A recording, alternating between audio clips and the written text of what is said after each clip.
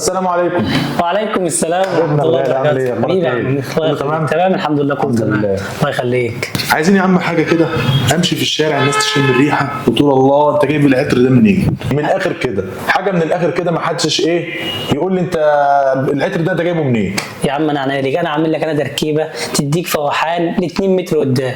تمام. عينيا عامل لك حاجه مثلا محترمه زي سيلفر سنت شركه ديلبرج، حاجه محترمه وثبات كويس وفوحان كويس ان شاء الله، مع حاجه كمان اسمها بينك شوجر، حاجه فروت شويه تمام، سنه مسكر، يديك حاجه محترمه وثباتها حلو باذن الله. اما نشوف. هنعمل حاجه في ال 50 مللي مثلا 10 جرام سيلفر سنت مع 5 جرام بينك شوجر، هديك فوحان كويس وثبات حلو قوي. اما نشوف يا عبد الله.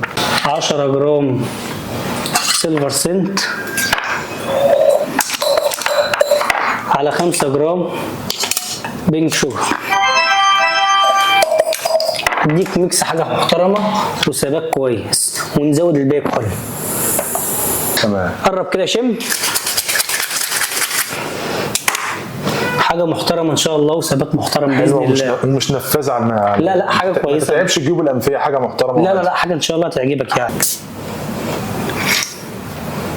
جميل. حاجه ان شاء الله محترمه وثباتها حلو باذن الله. جميل ان شاء الله. وادي شنطه المحل معاك اهيت، وتبلغ زمايلك عليه.